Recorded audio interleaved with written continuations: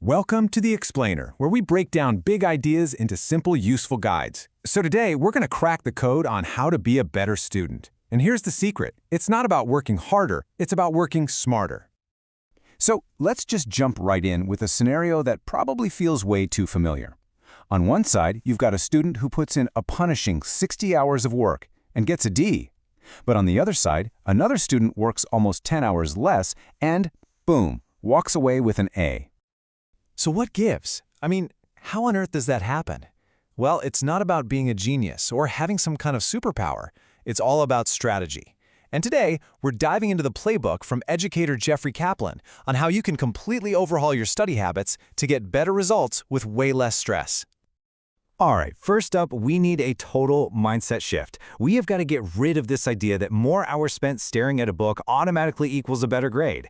It's the quality of that time that makes all the difference. You know, Kaplan tells this great story he overheard about a bodybuilder who just nailed this concept. It's not about just showing up to the gym or, the library. It's about what you do when you're there. Are you just sitting in the weight room? Or are you actually lifting the weights? And check out how this actually breaks down. It's fascinating. The efficient student puts in more work up front, doing the deep reading, taking solid notes. That initial investment builds this incredible foundation that saves a ton of time and agony later on. It basically eliminates the need for that horrible 30-hour caffeine-fueled cram session.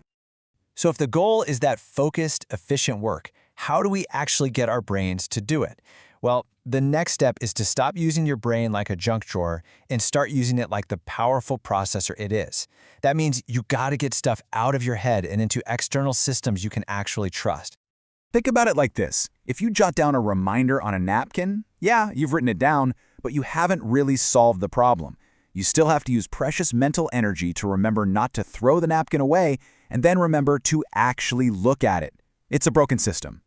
So the key here, the real trick, is to have one single, trusted system, like a digital calendar that you check a bunch of times every day. When you put an appointment in there, you're not just offloading the task itself, you're offloading the worry about forgetting the task. And that's how you free up all that brain power. And this idea of offloading applies directly to how we learn. And look, the science on this is just crystal clear. When you take notes by hand, you force your brain to process, to summarize, to rephrase things. That leads to much deeper learning. Typing, on the other hand, well, it's just too easy to slip into autopilot, mindlessly typing every word the professor says, all while the black hole of the internet is just one click away. Okay, so you're offloading your to-do list, you're taking beautiful notes by hand. Awesome. But how do you make sure that all the stuff you're reading and hearing in lectures actually sticks for the long run? This brings us to a really powerful technique called the marginalia method. This little procedure is brilliant because it literally makes it impossible for you to zone out while you read. It turns reading from this passive thing into a super active process. By constantly having to summarize and connect what you just read to everything that came before, you're forcing your brain to engage, to build connections, and to really understand. Now, what if you just have to memorize a bunch of stuff? Well, science has basically given us two silver bullets. First, you've got mnemonic cues. That's about creating little stories or images to link things together. And second, you have spaced repetition. Think flashcards, where you focus your energy on the stuff you keep getting wrong. It's just an incredibly efficient way to practice.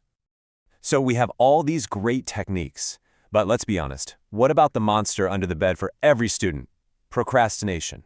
Turns out, we've probably been thinking about it completely wrong.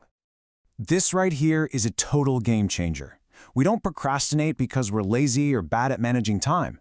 We procrastinate to avoid negative feelings, like boredom or anxiety, or the fear that we're going to fail. It's an emotional dodge, not a logical one.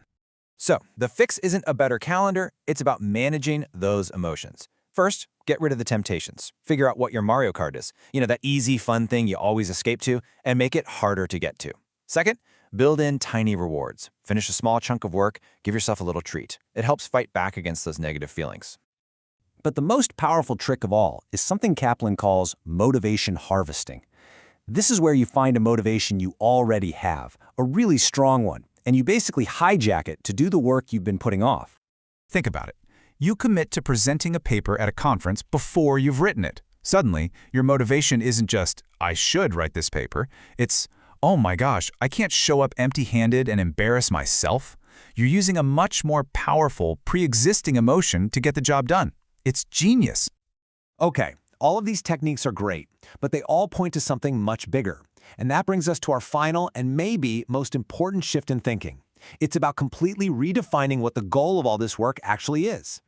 Kaplan points to the way schools like Oxford and Cambridge work in the UK.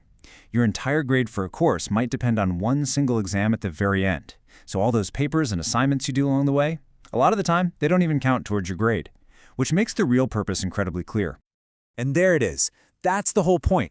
The goal of your homework isn't to just check a box or get a decent grade and then immediately forget everything. It's practice. It's a tool to help you build a real, lasting understanding of the material. Because when you truly learn the foundational stuff, you're not just setting yourself up for one test. You're setting yourself up for every single class that comes after. You're building a foundation that makes your whole academic life easier, less stressful, and frankly, a whole lot more interesting.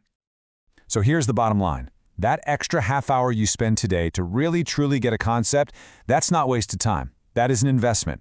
It's a down payment that can save you 10 hours of painful, frustrating catch-up work a month from now. That is the ultimate way to work smart.